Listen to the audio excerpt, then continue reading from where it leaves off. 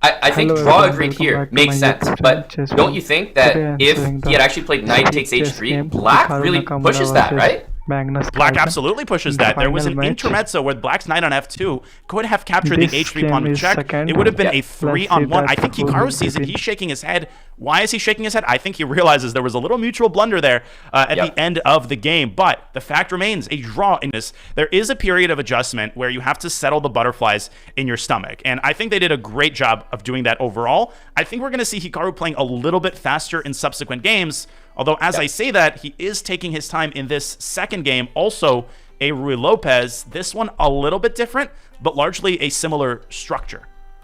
Yeah, and it's such an interesting concept, Daniel. What would be your 30-second explanation for why you would bring a bishop out to develop in castle and then castle and bring it literally back to the starting square? Like, how can you make that make sense? I think what people need to understand is that open and closed positions operate very differently. This is still a closed center position, and as long as the center remains closed, the value of each individual tempo is greatly reduced. You can often afford to make more than one move with each piece, and that doesn't necessarily completely change the dynamic of the position. Black is still very fundamentally sound, and there's the answer to our question, Amon. G6 by Magnus, redeploying the bishop on G7. Why? In order to protect the king and to exert long-term pressure on White's D4 pawn.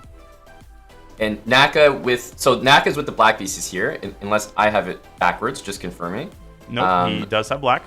Okay, just making sure. But bishop to G7, and it looks like we're gonna see this knight G3.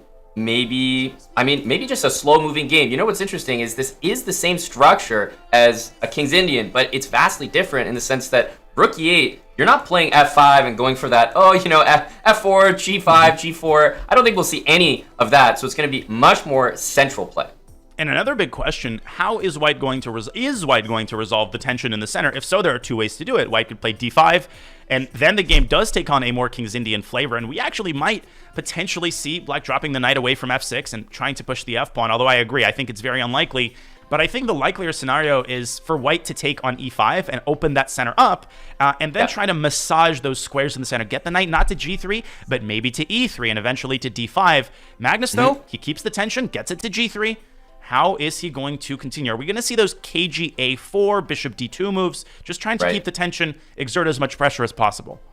Yeah, I feel like these are the kind of games where you see queen c1 and you're like, oh yeah, that's a really, really impressive move. I honestly think your speech about tempi is so relevant here. You were talking earlier about how closed positions, the value of individual tempi is not as high. And look at this. We see moves like queen f8, rook d8. There's nothing that has been captured yet, Daniel. Incredible. Still nothing that's been captured. And Hikaru literally begging, Mag, please open up the d file so that I can target your queen on d2. Look at that standoff between Black's rook and White's queen. And this greatly increases the probability that Magnus plays d5, but still he keeps the tension. It's reached its peak. Amazing. Look at this. Like, I don't know how you can want resist. to go d5. Especially because it kind of traps the knight. Like, knight c6 can't happen, and knight b7 to d8 to... Where? Sorry? d5 really does make sense, but as soon as you close the position, Daniel, then the move f5 becomes a real idea for Hikaru, especially with that queen almost posing as a rook on f8. Man, that night on A5 reminds me of having to fly to all those remote locations for the World Youth Chess Championship. I'd go like San Francisco to Istanbul, then you'd fly to some small Turkish city, then you'd hop on a bus and go 4 hours and then get a taxi that you would have to share to the hotel. That night is a long journey back to civilization.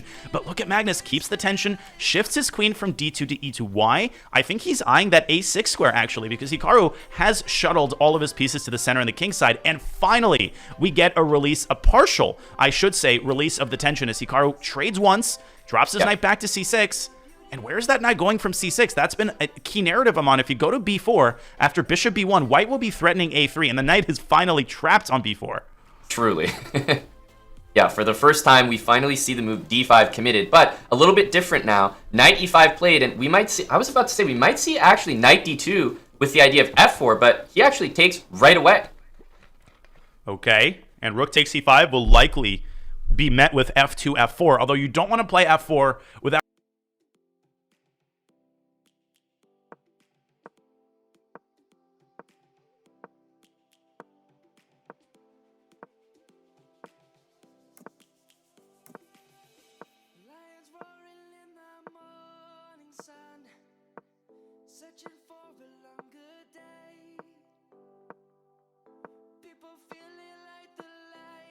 must come. We must never stop the way. Birds chirping and I hear my name, grasping into life. Life is happy but it's so insane. We must merely make a start. Savannah, I'm coming home. Savannah, we'll never be alone. Savannah, the beauty of the world. Savannah, let's all take a walk. Savannah. Without careful consideration, because in the long run the e4 pawn is weak, and an idea that we shouldn't neglect him on is h5 h4, targeting the knight on g3 and softening up white's defense of the e4 pawn. That's why Magnus is not playing f4 automatically and might not play it at all. That's right. Yeah, white might be more interested in maybe anticipating this and preparing perhaps f3 just to be solid in the center. Indeed. And rook e7 indirectly defending the a7 pawn. Something tells me that pawn is not going to be captured. I don't know why, I'm just getting that sense. You have a very keen sense for the position, Dan, yeah? Good sense of danger. Wow, I was right, Amon. Look at me. He doesn't take the pawn. And then this little bishop c8 move. The bishop is almost like, what is it this game, maybe even this match? It's like queens on f1 and f8. I've seen both bishops return to their original squares. Like, these guys are playing so cagey right now. It's some sort of artificial Fisher random game. I mean, how often do you even have a queen on f8, a rook not on e8, but on e7? Kind of a weird arrangement of pieces. It seems to me like Magnus holds the advantage in this game. He has more space, he's got better control of key central squares, and the opening that this structure reminds me of is a Benoni, right? That pawn on c5, white's pawn on d5, and in a Benoni, the engine often evaluates it in white's favor, but in practice, it's actually very, very difficult to make concrete progress, and Magnus says, I'm tired of the KG play. I'm going to go e5, and I'm going to run you over in the center. Totally, and there's an idea which I barely even get to talk about before. I believe it's on the board right now. I almost want to award this a double exclamation mark just because of how thematic it is, Daniel. Pawn takes, and then white continues pawn to f5, and all those black pieces that want to use the e5 square are looking at the pawn and saying, come on, dude, move out of the way. And it does move out of the way, but he rips the band-aid off, but he invites white's knight into the center, and that's the problem. After knight takes c4, f6 is threatened, d6 is threatened, the g6 pawn is weak as well. Hikaru's position is suddenly on the verge of collapse. Amon, I call that technique the square clearer. It's where you push your pawn up and vacate the square left behind in order to put a knight on that square. Black's position is in dire straits. And we are all wondering how you came up with that great name. I'm known for my originality, man. That's why they pay me the big bucks to commentate the SEC finals. And after e4, we essentially have the same position, except the d6 pawn is missing. Because if white had played f5 first, there would have been a pawn on e4, pawn on d6. White's position is so much better with these moves included. Rook e8 and tactics everywhere. Rook takes e4 is the threat right now. Yeah, and the move f6, which probably tempts a lot of people watching this show right now, I think it fails tactically. Black can take on f6, and after the trade, the e3 bishop is going to hang. It's actually a pretty easy line to visualize if you look at that e3 bishop. That bishop would love to be anywhere but there, and that's why bishop g5 here has to be seriously considered by Magnus, but it can be met with the move f6. So yes, the eval bar giving a big advantage, but in practice, a very hard position to navigate accurately. The bishop slides up to f4 instead of g5.